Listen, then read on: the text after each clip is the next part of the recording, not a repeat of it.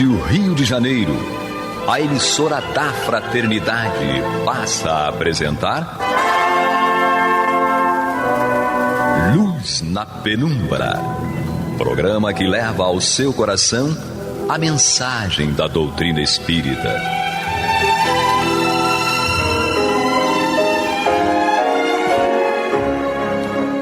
E com vocês, André Afonso Monteiro, para o estudo do livro A Gênese, da obra codificada por Allan Kardec. Olá, amigo ouvinte da Rádio Rio de Janeiro, a emissora da Fraternidade, a rádio que toda a família pode ouvir, programa Luz na Penumbra, comigo, André Monteiro, e aqui na operação, o nosso querido Alex. Amigos ouvintes, nós daremos continuidade ao estudo da obra Gênese, capítulo 14, os fluidos, e hoje nós retomaremos o nosso estudo a partir do item 7 do capítulo 14.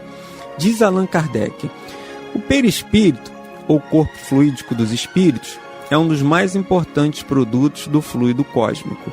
Ele é uma condensação desse fluido em torno de um foco de inteligência ou alma. Já vimos que o corpo carnal também tem a sua origem nesse mesmo fluido transformado e condensado em matéria tangível. No perispírito, a transformação molecular ocorre de maneira diferente, uma vez que o fluido conserva a sua imponderabilidade e as suas qualidades etéreas. O corpo perispiritual e o corpo carnal têm assim a sua origem no mesmo elemento primitivo. Ambos são matéria, ainda que sob dois aspectos diferentes. Então aqui é bem interessante que Kardec afirma categoricamente que o perispírito ele é matéria. Às vezes surgem algumas dúvidas em relação a isso, mas perispírito ele é matéria. É importante a gente traçar aqui algumas considerações, porque o fluido, ele é uma substância que se apresenta de uma forma bem variável e chega a um estado de extrema dureza e coesão. Ele, como podemos dizer, mais puro, mais sutil, mais diáfano, mas ele tem um nível de imponderabilidade quando ele está mais próximo de Deus, mais junto de Deus. Ou seja, quanto mais, conforme Kardec colocou ali, quanto mais os níveis, os mundos espirituais e até quanto mais próximo de Deus, mais leve e mais puro é esse fluido. Ele, até nos itens anteriores que nós estudamos, ele vai dizer isso, que há uma diferenciação de mundo para mundo, mas quanto mais, se ele estiver num mundo mais etéreo, num plano espiritual mais elevado, mais puro esse fluido vai ser. Kardec coloca isso aqui para nós, ou seja, quando ele está mais próximo da Terra, mais pesado, mais denso ele vai ser. Mas quando ele está num mundo em que essa condição está mais elevada, esse espírito ele vai ser mais imponderável. Então, é importante, né?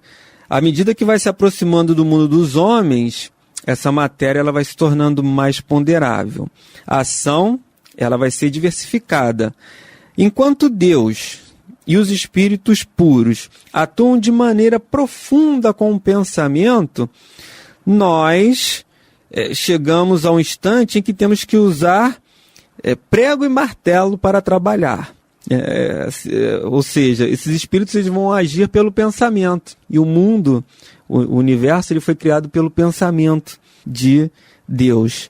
E Jesus, pelo seu pensamento, através da sua força, do seu pensamento, ele constrói o nosso planeta Terra. Mas o homem, que ele tem a sua função co-criadora, ele não vai conseguir manipular esse fluido pelo pensamento. Ele tem que realmente usar o prego e o martelo, né?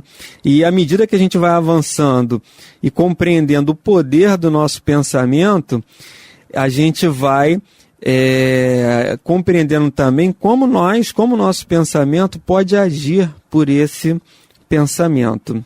Então, a gente vai compreendendo que o fluido ele é uma matéria e que de alguma maneira nós podemos modificar pelo nosso pensamento, conforme nós já colocamos no nosso último programa. E à medida que ele está aqui mais próximo de nós, mais esse fluido ele vai se tornando denso e pesado. Por isso que muitas vezes a gente tem assim, algumas crises, pandemias, algumas coisas assim, é porque a nossa psicosfera, a nossa atmosfera está muito densa, está muito pesada. Nós criamos uma dificuldade muito grande em torno de nós por conta dos nossos pensamentos e das nossas ações. E isso, de alguma maneira, vai propiciar essas bactérias, essas matérias nocivas que estão no nosso ambiente, contaminando, influenciando, enfim, de tempos em tempos nós somos aí acometidos dessas situações. Então Kardec continua.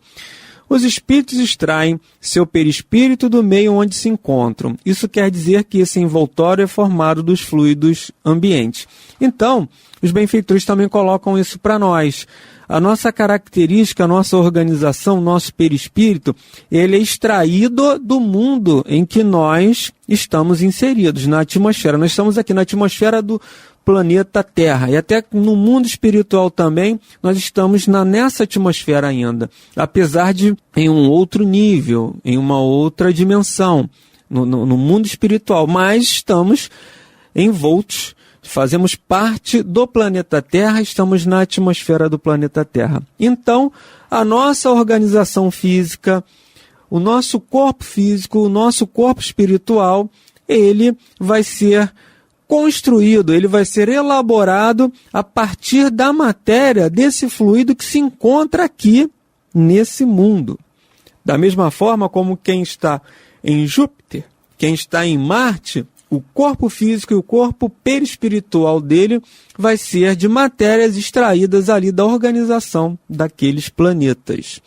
Muitas vezes a gente não vê, a gente não sabe o que tem lá em Marte, a gente não sabe o que tem em Júpiter, mas lá existe matéria, existe organização também, e aqueles mundos são habitados por espíritos desencarnados e também encarnados. Mas tendo em vista a formação do seu perispírito, apesar de todos eles terem como matéria principal o fluido cósmico universal, que é a matéria-prima de tudo, aquela matéria ali constituída tem diferenças, guardam diferenças em relação à nossa. Por isso que a gente não consegue ver, a gente não consegue enxergar, não consegue se comunicar do ponto de vista material. Então, Kardec continua aqui. Resulta daí que os elementos constituintes do perispírito devem variar segundo os mundos. Sendo Júpiter considerado um mundo mais adiantado em comparação à Terra, onde a vida corpórea não tem materialidade, não tem a materialidade da nossa, lá os envoltórios perispirituais devem ser de uma natureza infinitamente mais quintessenciada que os da Terra. E é interessante que na própria Revista Espírita, uma matéria de 1858, agora 58 ou 68, mas há uma comunicação de um espírito de Júpiter, e ali há uns desenhos, inclusive, se eu não me engano é março de 1958 ou março de 1968.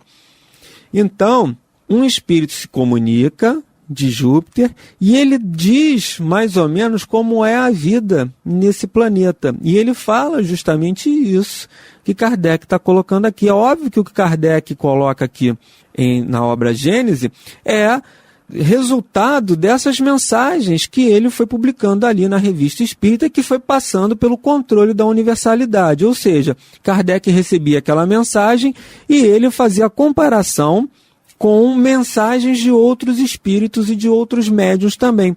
Passava pelo crivo da razão, pelo crivo da lógica, do bom senso, e era esse o controle universal que ele fazia, né? Ele submetia aquilo a outras pesquisas e atestava que aquela informação ali é verídica. Então, essa informação que ele está colocando aqui, muito provavelmente é derivada dessa mensagem, dessas pesquisas, desse controle universal que Kardec fez.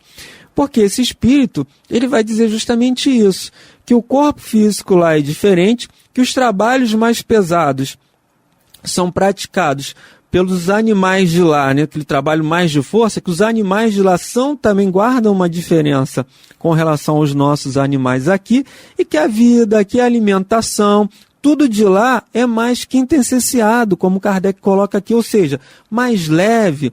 Eles não têm as mesmas doenças que nós, não têm as mesmas dificuldades, a alimentação é diferente, porque o mundo de lá já atingiu um outro nível, uma outra condição mais elevada, mais evoluída. Então, as desgraças, os acontecimentos, as catástrofes que nós temos aqui, as doenças, essas pandemias, essas epidemias, lá não acontece, porque o mundo é mais evoluído, os espíritos... Por que esse mundo é mais evoluído? Porque os espíritos que lá habitam já atingiram uma condição mais elevada que a nossa.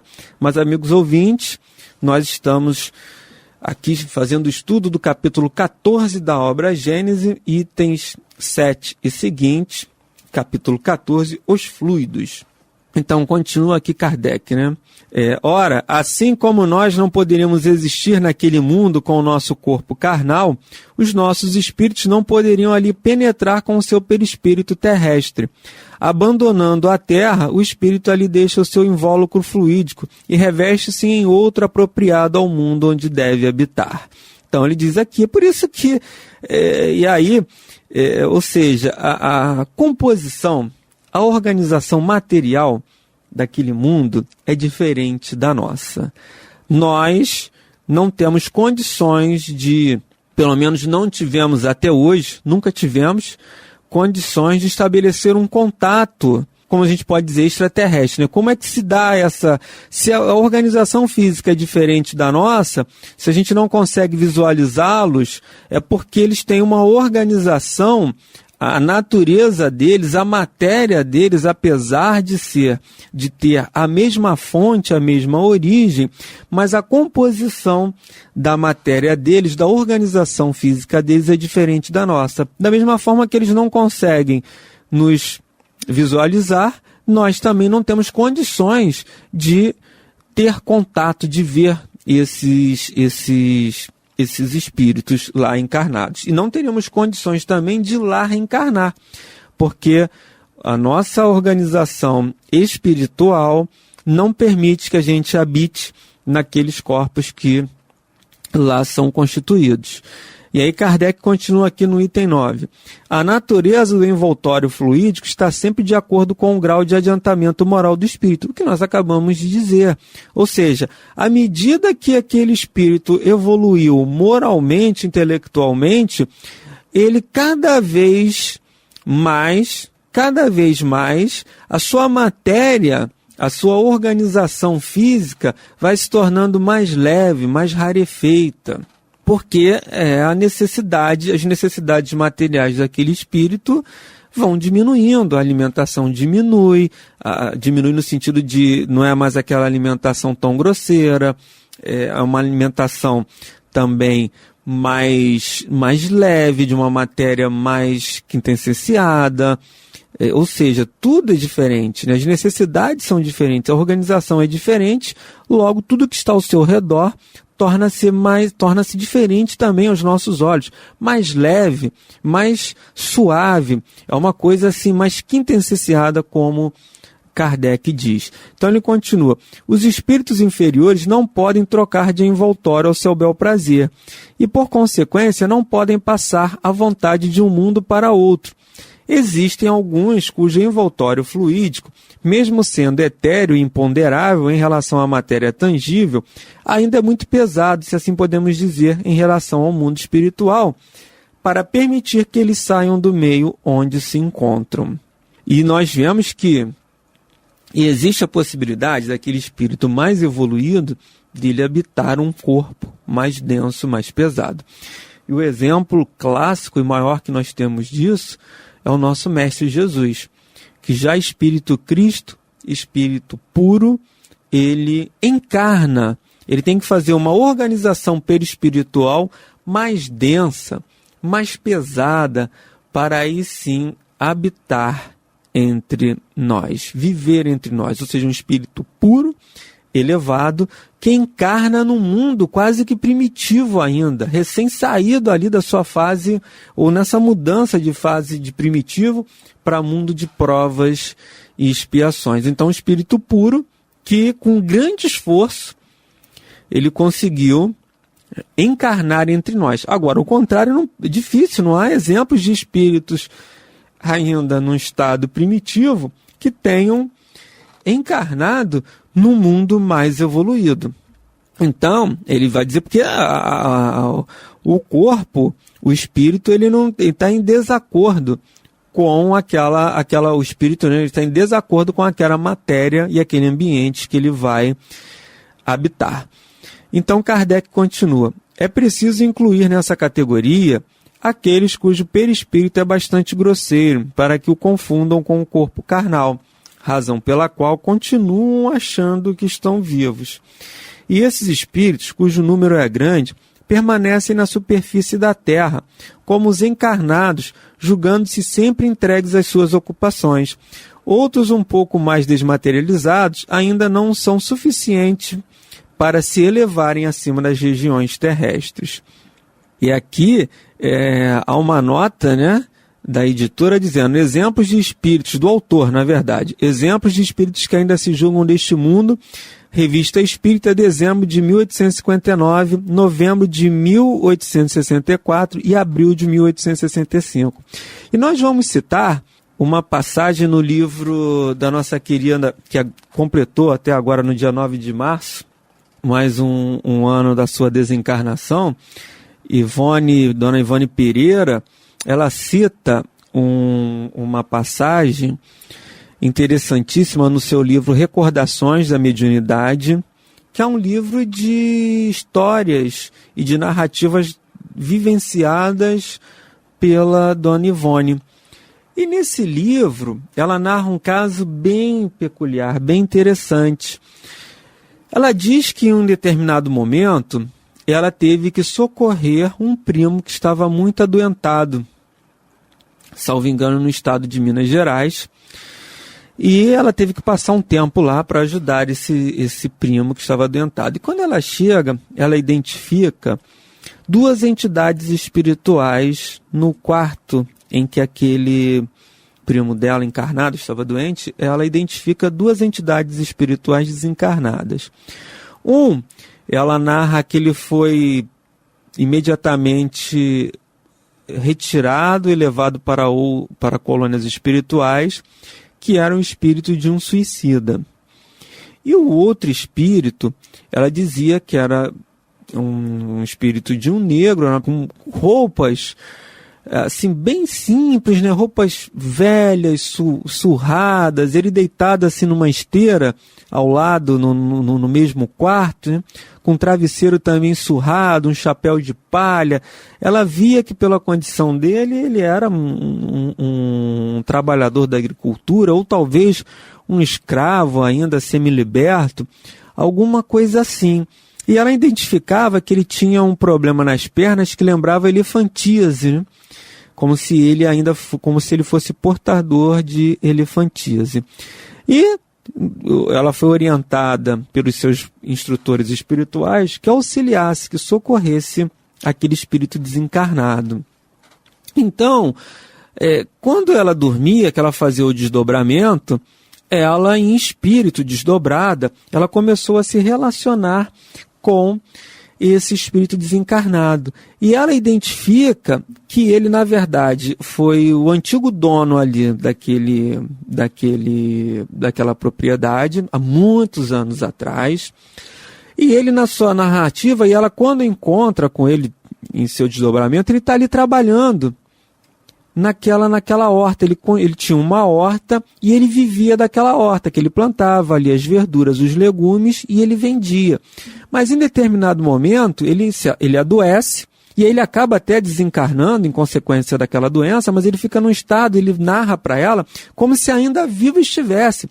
Então ele, desencarnado, ele plasma aquele ambiente ali espiritual pelo seu pensamento. Ou seja, veja que olha como ele inconscientemente ele manipula os fluidos espirituais, aí essa diferenciação dos fluidos materiais, né, espirituais, que ele, no mundo espiritual, manipula fluidos espirituais dali inconscientemente e cria uma outra propriedade, a mesma propriedade que ele tinha, ele recria no mundo espiritual, ali, naquele mesmo espaço, naquele mesmo local, onde que já existia uma outra propriedade, não era mais a dele, foi construído uma outra casa, um outro ambiente. Então, existia no mundo material a casa do primo da Dona Ivone, e no mundo espiritual, aquele espírito desencarnado, ele recria a vivenda que ele tinha, aquela horta,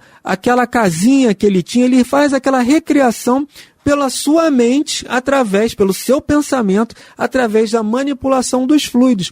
E ele vai vivendo ali como se vivo fosse. Então ele narra para ela as coisas que aconteciam, os sofrimentos que ele teve, como se ele estivesse encarnado, ele não sabia que tinha desencarnado. E ela, a Dona Ivone, também sabia que não podia falar àquele espírito claramente que ele tinha desencarnado. Então, ele narra os sofrimentos dele, ele narra que ele foi prejudicado por uma pessoa dali que não teve compaixão nem pena da situação em que ele vivia, porque ele ficou doente, ele não podia plantar, não podia colher, não podia cuidar daquela horta, então ele foi definhando ali e ele devia, porque ele foi pegando mantimentos de fiado, né, como a gente falava antigamente, e a pessoa que vendeu o fiado para ele não teve compaixão. Tomou ali tudo que tinha, as ferramentas dele, isso ele narrando para a Dona Ivone. Tomou as ferramentas, o que a pessoa pôde pegar, ela pegou e vendeu para se recuperar daquele prejuízo que ele tinha em relação aos mantimentos que ele doou, que ele cedeu, que ele vendeu fiado para aquele senhor que estava doente. Então ele narra que ele foi sobrevivendo da ajuda dos vizinhos. Então, chegou um momento que era preciso realmente que aquele companheiro fosse levado para uma colônia, para um hospital espiritual, para ele ser ali evangelizado. E a Dona Ivone falava do evangelho, lia o evangelho com ele, mas nunca o alertou claramente que ele havia desencarnado. Então eles simularam uma situação, um outro espírito desencarnado para auxiliar ali, que fazia parte daquele núcleo que estava ajudando aquele senhor, eles simulam uma venda daquela propriedade dele. É isso mesmo que vocês estão imaginando. Ele foi enganado? Aí, né, vai ser da interpretação de cada um. Então eles simulam uma venda e ele fala assim, vamos comigo para um outro lugar e você vende isso aqui para mim. Foi isso que eles fizeram. E aquele espírito ali foi levado para uma colônia, ali sim ele ia ser esclarecido sobre a real situação dele. Mas ele vivia no mundo espiritual como se vivo, lógico que ele estava, né? Porque espírito não morre, é imortal. Mas ele vivia como se ainda estivesse no corpo físico e materializou, através da manipulação dos fluidos, toda aquela situação pretérita da desencarnação dele. Então, amigos ouvintes, nós terminamos o programa de hoje desejando a todos muita paz em seus corações e até a próxima semana, se Deus quiser. Você está ouvindo o programa Luz na Penumbra.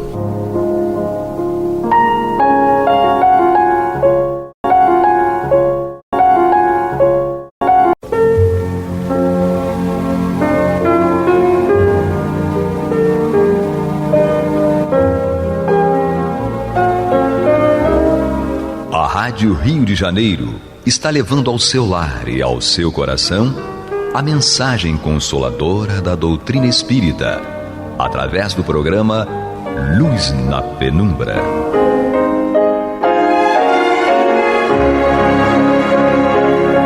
E agora com vocês, Nádia do Couto Vale, para comentar o céu e inferno ou a justiça divina segundo o Espiritismo, da obra codificada por Allan Kardec. Amados ouvintes, amados internautas, paz e luz às nossas mentes e corações, hoje e sempre.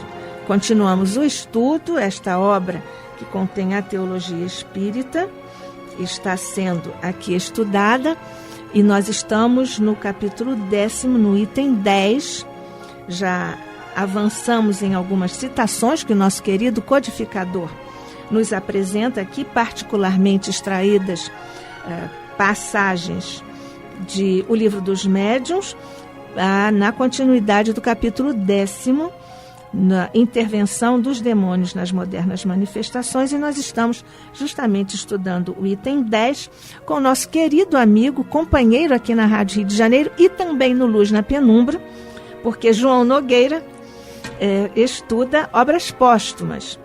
É uma outra obra maravilhosa da doutrina espírita. Verdade. E então já é nosso conhecido, não é? De todos nós. Obrigada, João, Eu que agradeço. por estar aqui conosco mais uma vez, com suas generosas contribuições. Graças a Deus. Graças a Deus. Então, nós estamos aqui no item 10, nós já fomos até a terceira citação e nós vamos agora para a quarta citação deste item. Nós estamos usando aqui a edição da FEB, tradução de Guion Ribeiro. O nosso querido João Nogueira está estudando a tradução do nosso muitíssimo querido Herculano Pires, o grande filósofo espírita brasileiro, e na edição da LAC. Vamos lá, não é, João? A quarta citação que o nosso querido Kardec destaca para nosso estudo é exatamente essa que está tratada no Livro dos Médiuns, segunda parte, capítulo 25. Os espíritos que prefixam entrevistas em lugares lúgubres e a horas indevidas são os que se divertem à custa de quem os ouve. Isso porque nós sabemos que em alguns tipos de algumas reuniões, alguns espíritos pedem que se faça a reunião, que se encontrem dentro do cemitério, geralmente à meia-noite, lá por essas horas adiantadas. Então, o Livro dos Médiuns explica isso. Os espíritos que prefixam entrevistas em lugares lúgubres e a horas indevidas são os que se divertem à custa de quem os ouve. Portanto, não existe aí nenhuma intenção séria, nenhuma de ajuda. É sempre inútil e muitas vezes perigoso ceder a tais sugestões. Inútil porque nada se ganha além de uma mistificação.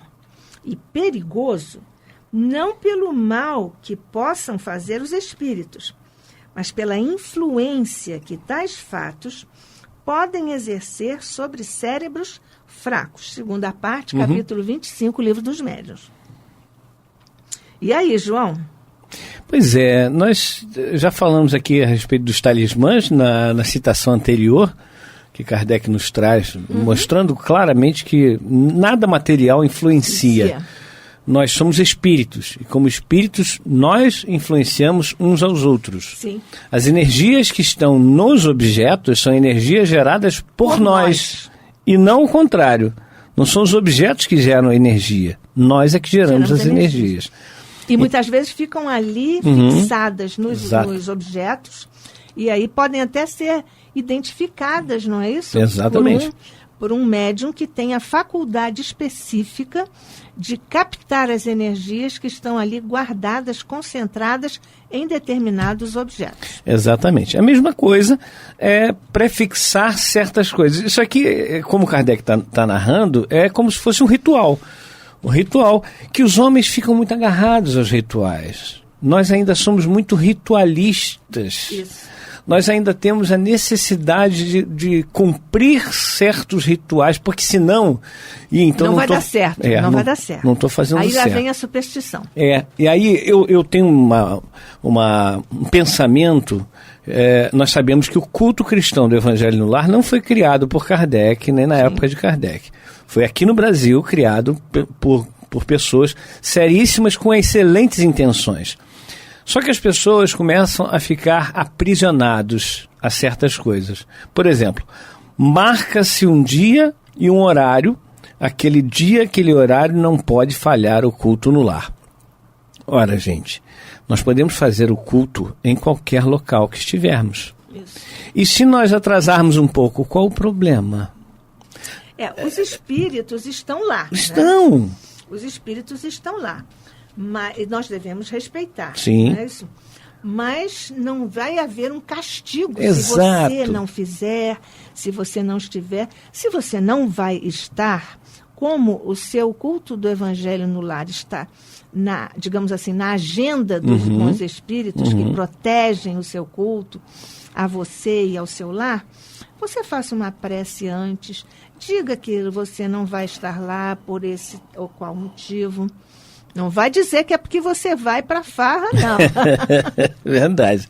Mas às vezes é um compromisso social que você tem, que você não pode dispensar, não é isso? Exatamente. Que é uma atenção que você deve a um companheiro, vai lá, o casamento dele, alguma coisa assim, você então faz uma prece e pede aos espíritos. Eles já saberão. Claro. Mas você pede a eles licença. É bom para você. É bom para você, não é, João? Mas é isso. Aí tem pessoas, né, Nádia, que ficam, meu Deus, e agora, como você falou, eles vão me castigar porque eu não pude cumprir com o meu compromisso. Não, negativo. É óbvio que o nosso compromisso é sério, é fundamental. E é muito mais mental do que corporal. Então, nós podemos, muitas vezes, não temos reunião, uma reunião que acontece toda segunda-feira às 7h30 da noite, por exemplo, num determinado local. E nesse dia, nesse momento, eu não vou poder estar lá, por algum compromisso. Eu viajo muito, né? Minha profissão, eu vivo viajando. Então, de repente, eu estou em outro lugar e não posso estar lá. O que eu faço?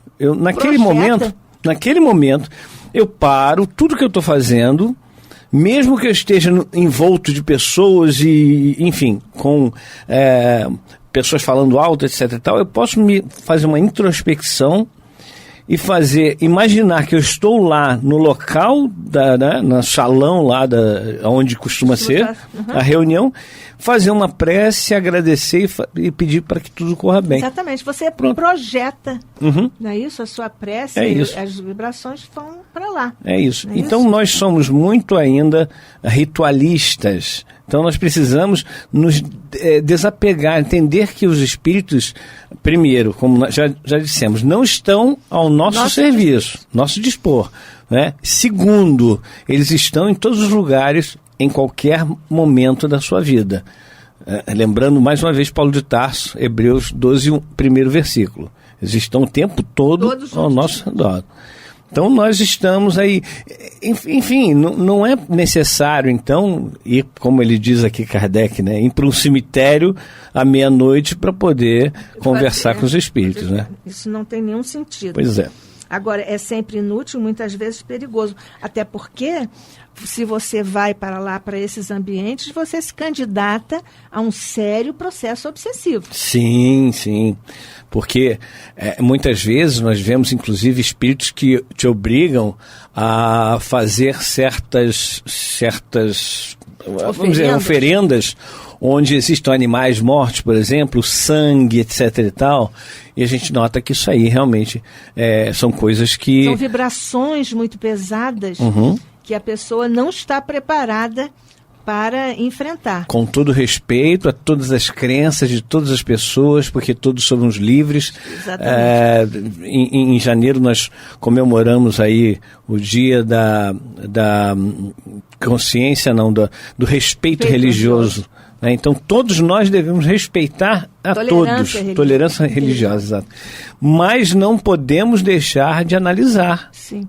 Nós estamos aqui dizendo o que o Espiritismo nos ensina Exatamente. a esse respeito. Exatamente. Né? O que outras doutrinas ensinam aos seus seguidores não está aqui em pauta para nós comentarmos. Nós não estamos dizendo nem que é sim, nem que é não. Nós simplesmente não estamos dizendo. Nós só estamos dizendo o que o Espiritismo nos ensina a esse respeito. Kardec, inclusive, abre esse item 10 falando exatamente, olha, eis o que diz o Espiritismo a esse respeito.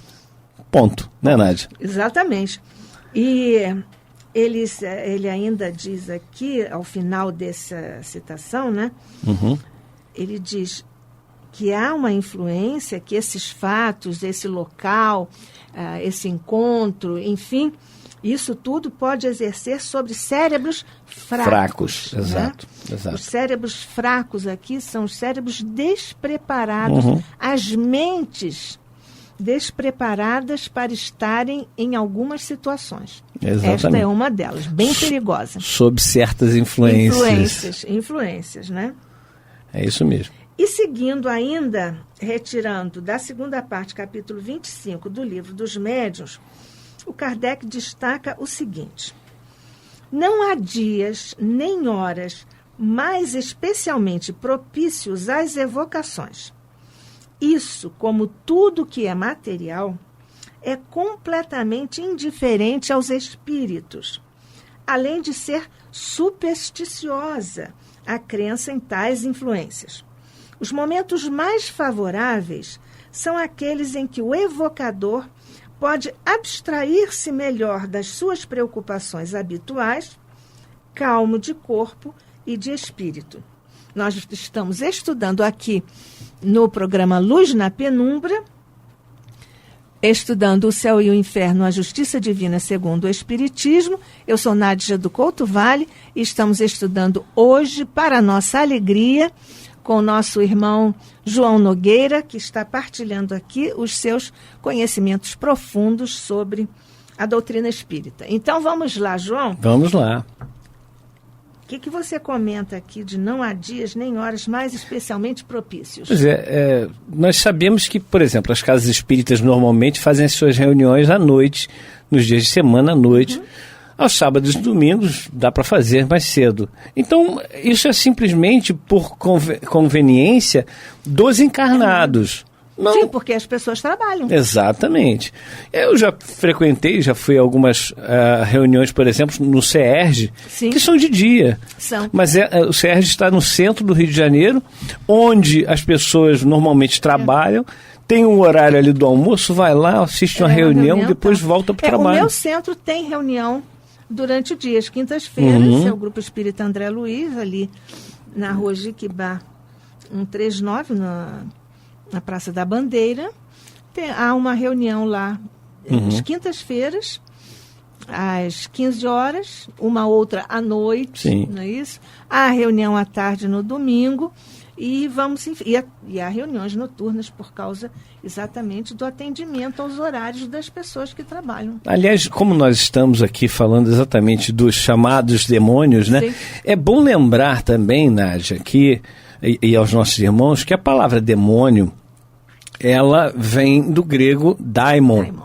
E Sócrates dizia, pelo menos isso é o que chegou até nós, né? Não sei se ele disse mesmo, mas chegou até nós dessa forma, que ele tinha um daimon especial que o empurrava sempre para o bem.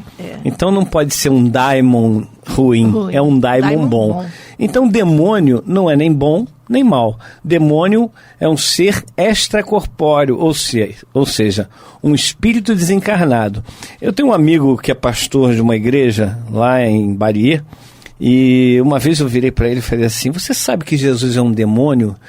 Ele quase me bateu, Nádia. Mas aí eu expliquei: olha, meu irmão, não tem nada a ver do mal, né? Essa palavra demônio foi sempre usada à má parte, mas ela significa apenas espírito desencarnado, e Jesus está desencarnado até que me prove o contrário, né? Então ele depois falou: você quase me matou do coração. Então eu falei: não é esse sentido, é o sentido da gente aprender. Sim, claro, mesmo. Claro, partilhar. Exatamente.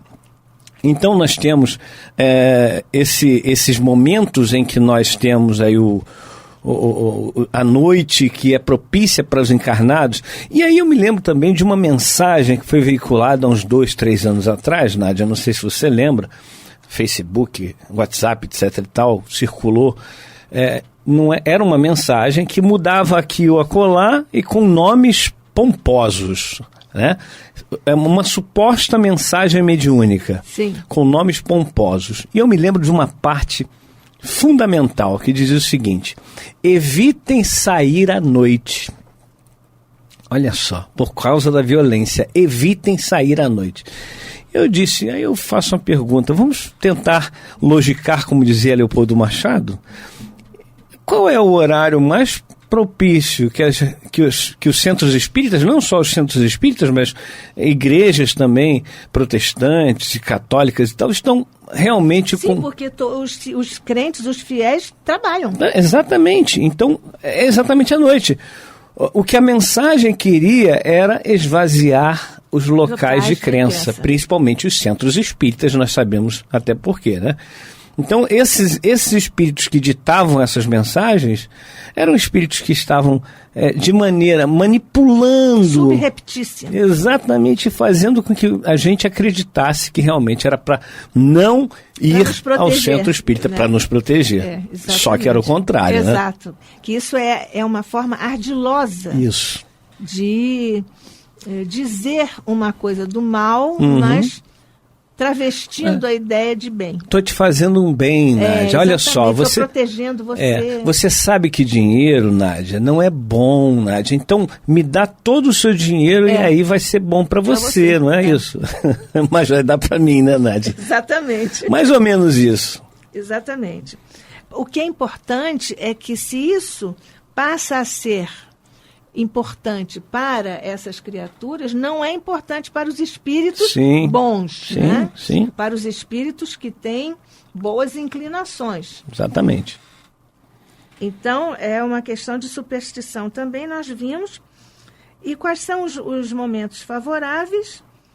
Aqueles em que você pode se preparar e, com recolhimento, entregar-se à sua prece para vincular seu coração e sua mente às expressões superiores, né? Às vibrações superiores. Exatamente. Vamos passar para o segundo, a citação, a orientação seguinte do nosso querido Kardec. A crítica malévola apraz-se em representar as comunicações espíritas revestidas das práticas ridículas e supersticiosas da magia e da nigromancia. Entretanto, se os que falam do espiritismo sem conhecê-lo procurassem estudá-lo, poupariam trabalhos de imaginação e alegações que só servem para demonstrar a sua ignorância e má vontade. E aí, João? Pois é, aí que tá. Kardec, inclusive, escreve um livro chamado O que é o Espiritismo, onde ele demonstra ali várias pessoas, né? O padre, o ateu, o cético, melhor dizendo, e por aí vai. E vai ele contrapondo em cada um as ideias que eles têm do Espiritismo. Kardec diz o seguinte: se nós queremos ser críticos a algo, nós precisamos estudar aquele algo. Não podemos ser críticos sem conhecer. O desconhecimento de algo nos impede de criticar esse algo. Então, como é que alguém vai ser crítico ao Espiritismo, falar que o Espiritismo não serve, é errado, ou evoca o demônio, como dizem por aí, se nós não estudamos? Então tem que estudar. Qual é o problema? A pessoa ficar com medo de estudar e ser... envolvida e fisgada. Fisgada é melhor. Pelo Espiritismo. O que vai acontecer? Porque eu me lembro de vários irmãos que falavam, olha, eu tinha essa crença, mas ao estudar o Espiritismo, não deu, eu me curvei, porque responde a cada uma das perguntas que nós temos em nós, desde que eu me entendo por gente, né? Então, quando responde de forma lógica, de forma racional, você não tem... Kardec disse há pouco, contra fatos, não há argumentos. Então, nós sabemos que isso vai acontecer. Se você se debruçar realmente sobre o estudo sério da doutrina espírita, e aqui quando falamos em doutrina espírita, a base é a codificação. Se você ler 1000 livros e não ler nenhum da codificação... Você não sabe o que é o Espiritismo. Não sabe o que é o Espiritismo.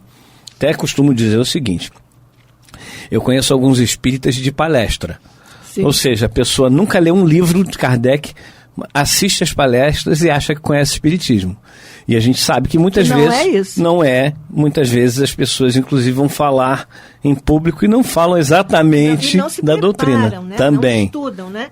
Além do mais, Nós, quando assistimos palestras e tudo, nós, inclusive, fazemos palestras, portanto, estamos falando das nossas também, né? Estou tomando a liberdade de incluir as suas aqui também. Por favor.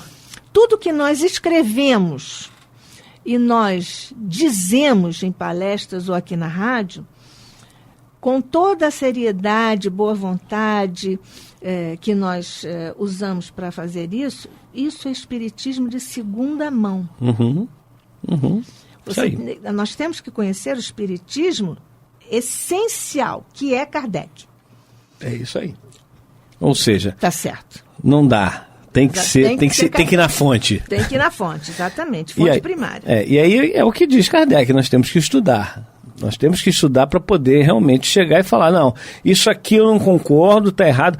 Quer ver uma coisa? Eu conheci a doutrina espírita em 1994, né? Muita gente diz que foi pela dor, eu fui pelo amor. O amor me deixou e eu fui. Também, O amor me deixou e eu fui. Foi esse. Ah, foi? E eu me lembro que quando eu estudei o Livro dos Espíritos, eu discordei de 8 questões. Eu discordei, falei, não, isso aqui está fora, não é verdade isso aqui e tal. E eu gosto muito de, quando eu vejo algo que eu discordo, eu buscar, será que, subsídios para poder dizer que aquilo ali está errado. Eu fui buscar e eu quebrei a cara nas 8 questões. Ou seja, o Livro dos Espíritos é fantástico, absolutamente fantástico. A codificação também, é fantástica. Exatamente. Aqui nesse texto que o Kardec destacou, ele começa com crítica malévola. Sim. Né? Nós aqui temos um manancial, que é, primeiro, o que é uma crítica. Né? A palavra crítica é tida sempre como negativa, mas você pode fazer uma crítica no sentido técnico da palavra, do ponto de vista da teoria da literatura, e você faz uma crítica literária, mas com base em fundamentos científicos desse próprio campo, dessa área, a teoria da literatura. Então, você pode fazer essa crítica. Agora, o Kardec, que não deixa nada passar, porque ele será que alguns companheiros depois vão pensar no lado positivo da crítica, então vou adjetivar. É, isso aí. Aliás, o adjetivo, nos textos dos mentores, o uso do adjetivo é sempre uma questão para nós observarmos, porque o que eles colocam de adjetivos para explicar coisas é uma coisa fantástica. Verdade. Né? Muitas vezes passa, como dizem por aí, passa batido. Batido, mas não pode. Nenhum texto espírita você pode passar batido. Digo, de Kardec e dos mentores, né? Os nossos pode. A gente costuma dizer que são filigranas. Aquelas filigranas que ninguém vê, mas tem que ter um olhar mais atento. Usar uma lupa. Exatamente. Então, a crítica malévola, não é? E apresenta as comunicações revestidas de práticas ridículas, supersticiosas de magia e de nigromancia. Pois é, mas agora eu vou fazer uma crítica ao tempo malévola, porque estou falando mal do tempo que se encerrou aqui, encerrando o nosso encontro, e eu agradeço profundamente, de coração, a sua presença, João. Eu que agradeço. Os seus comentários tão generosos, judiciosos, profundos, de um sincero pesquisador da doutrina espírita. Deus te abençoe. Muito obrigada. A nós. Obrigado. Pela sua enriquecedora participação aqui no nosso Luz na Penumbra. Muito Graças obrigada. Deus te abençoe. Obrigado a todos. Obrigada a vocês também, amigos e amigas internautas e ouvintes. Até o nosso próximo encontro, se Deus quiser, aqui pela Rádio Rio de Janeiro, Luz na Penumbra, o céu e o inferno, ou a justiça divina segundo o Espiritismo. A paz de Jesus permaneça conosco hoje e sempre. Que assim seja.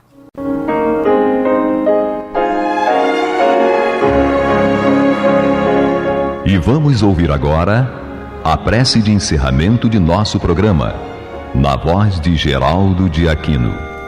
Jesus, dá-nos coragem para a luta, piedade para os insultos e misericórdia para as injustiças e ingratidões.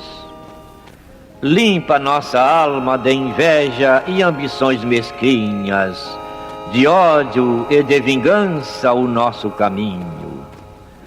E que dentro em pouco, ao recolher-nos de novo ao calor do nosso leito, para que o sono nos dê a paz e o esquecimento das tristezas humanas, possamos sentir, Senhor, no mais íntimo de nosso ser, a doçura indefinível do Teu amor e a grandeza incomparável da Tua divina presença.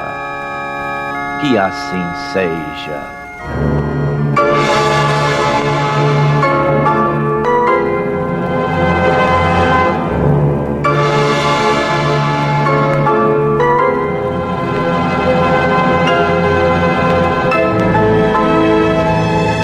Acabamos de apresentar o programa Luz na Penumbra, que voltará a ser apresentado amanhã às 21 horas nesta emissora.